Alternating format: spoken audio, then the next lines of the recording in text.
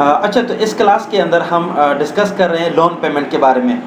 No doubt कि जब भी हम लोन के हवाले से, फॉर एग्जांपल मेरे पास कोई अमाउंट है कि हम अगर बैंक से लें और उसको 48 इंस्टॉलमेंट में बैंक को हम दोबारा रीपे करें, तो और कितने इंटरेस्ट रेट के साथ, 3.50% रेट के साथ अगर हम पे करें, तो नो डाउट कि इसके पीछे वो एक कम्प्लेक्स मैथमेटिक्स का फार्मूला होना चाहिए।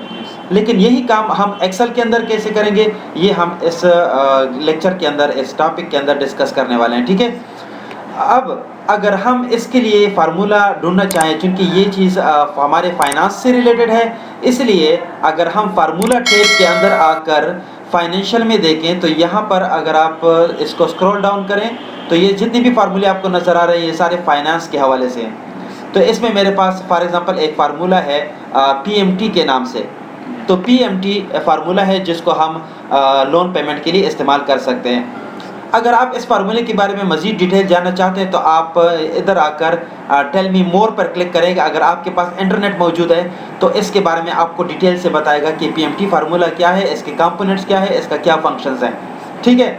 अच्छा, इसके अलावा दूसरा तरीका हमारे पास ये है कि हम जाकर इसको फार्मूला टैब के रेबन में लेफ्ट साइड पे अगर आप देखें तो इंसर्ट फंक्शन, यहाँ से भी हम इसको लेकर आ सकते हैं, या फिर आप फार्मूला बार के साथ लेफ्ट साइड पर आपको नज़र आएगा फंक्शंस, इंसर्ट फंक्शंस का ऑप्शन, इसके ऊपर भी आप कर सकते हैं। तो अगर आप फाइनेंशियल से जाते हैं तो भी आपकी मर्ज़ी है। अगर आप इंसर्ट फंक्शन पे जैसे ही क्लिक करेंगे और आप यहाँ पे क्लिक करेंगे इस डायलॉग बॉक्स के अंदर, तो फॉर एग्जांपल मैं यहाँ पे लिखता हूँ कि लोन पेमेंट।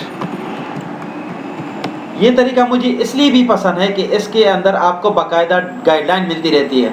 ठीक है, देखिए वो कैसे, अगर मैं यहाँ पे लोन पेमेंट क्लिक करके इसको गो पे क्लिक करता हूँ, तो लोन पेमेंट के हवाले से जितने भी फार्मूले बनते हैं या एक्सेल के अंदर जो मौजूद हैं, तो वो आपको यहाँ पे नज़र आ रहे हैं। तो इसके अंदर मुझे चुनके PMT चाहिए, तो मैंने जैसे PMT पे क्लिक करके ओके करता हूँ, तो ये मुझे स्टेप बाय स्टेप प्रोसेस में ले जाता है।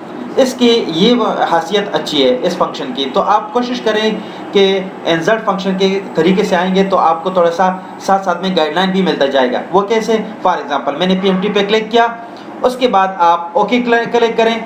ओके क्लिक करने के बाद देखिए आपको स्टेप बाय स्टेप बता रहा है।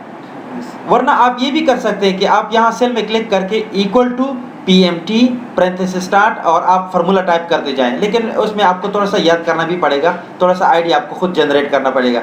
यहाँ पे हर चीज़ आपको लिखी हुई दी जा रही है।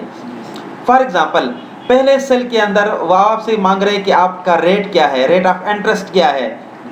तो अगर हमारे पास अगर इस शीट के अंदर देखा जाए कि हमने अगर 25,000 रुपये लोन लिया है बैंक से, 48 इंस्टॉलमेंट में हम उसको रीपे कर रहे हैं, तो इसके ऊपर हमने 3.50 पर एनम के हिसाब से इंटरेस्ट देना है। तो इधर मैं इसके ऊपर क्लिक करता हूँ, रेट के ऊपर जो इंटरेस्ट रेट है, चूँकि ये हमने 12 महीनों के अंदर देना है, इसलिए इसके ऊपर मैं डिवाइडेड बाय 12 कर देता हूँ। ठीक है। अच्छा, जैसे ही मैंने इसके ऊपर क्लिक किया, साथ साथ में मुझे बता भी रहा है कि रेट क्या चीज़ है। इस तरह NPER पे मैं क्लिक करता हूँ, तो NPER के ऊपर मुझे बता रहा है कि is the total number of payments for the loan. तो डेफिनेटली मेरे पास आसान हो गया, जो इंस्टॉलमेंट्स हैं, पेमेंट्स हैं, नंबर ऑफ पेमेंट्स वो ये 48 है। इसके बाद आपके पास PV क्या चीज़ है, PV is the present value, P for present, V for value, the total amount that series of future payments is worth now. अभी जो हम जितना पेमेंट उनसे बैंक से ले रहे हैं कर्ज की सूरत में, वो कितनी है, तो वो हमारे पास 25,000 रुपीज़ है। इसके ऊपर क्लिक करने के बाद सिंपली और कुछ ना करें, डायरेक्ट आगे ओके पर क्लिक करें। जैसे ओके पर क्लिक करेंगे आपके पास ये आंसर आ गया है, लेकिन ये आंसर मेरे पास माइनस में है। तो अगर आप, ये माइनस हो भी सकता है और नहीं भी हो सकता है, क्योंकि यहाँ पर हम जो है वो कर रहे हैं, चूँकि हमारे ऊपर लोन चढ़ा हुआ है, हमने देने हैं, तो इसलिए यहाँ पे माइनस आया हुआ है। तो क्या करता हूँ मैं, इस फार्मूले के ऊपर डबल क्लिक करके, या तो आप PMT से पहले माइनस का निशान दबा लें, या बिफोर से पहले माइनस का, कोई फ़र्क नहीं पड़ेगा। आप या PMT से पहले माइनस का निशान लगाएं, या फिर बिफोर से पहले माइनस का सिंबल यूज़ करें। मैं यहाँ पे माइनस का सिंबल यूज़ कर रहा हूँ। ठीक है। उसके बाद जैसे मैं इसको एंटर कर रहा हूँ, तो देखिए मेरे पास अमाउंट प्लस में आ गई है। तो एक दफ़ा फिर से बता रहा हूँ कि अमाउंट माइनस भी हो सकती है, प्लस भी हो सकती है, डिपेंड करता है आपकी यूज़ के ऊपर कि आप इसको किस तरह यूज़ कर रहे हैं। अच्छा, इसी तरीके से अगर आप इस साइड पर देखें, अगर मैं बैंक से 2 lakhs का अमाउंट लोन ले रहा हूँ और वो 360 इंस्टॉलमेंट से मैंने उसको रीपे करना है, और जो कि इंटरेस्ट रेट मेरे ऊपर है वो 3.75 पर एनम के लिहाज से, तो आप सिंपली दोबारा से क्या करें, इसे ऑलरेडी तो हम कर चुके हैं, बस इसी को राइट की तरफ थोड़ा सा ड्रैग करें तो आपको यहाँ पे भी आंसर मिल जाएगा।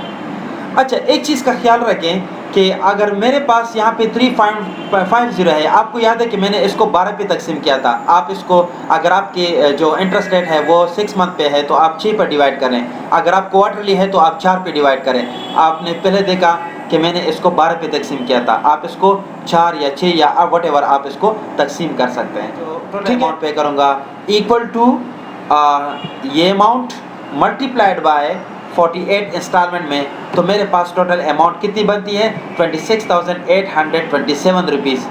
ठीक है, जबकि मैं बैंक से कितना ले चुका था, 25,000। तो मैं कितना ज़्यादा पे कर रहा हूँ इसको मालूम करने के लिए आप सिंपली इक्वल टू ये bigger amount minus smaller amount, you will get the portion that you are going to pay additionally on your principal amount. ठीक है, तो आपके पास ये अमाउंट आ गई है। सेम इसी तरीके से आप इसको भी ट्रैक करते जाएं और इसको भी ट्रैक करते जाएं, तो आसानी से आप इसको मालूम कर सकते हैं। Okay, thank you so much.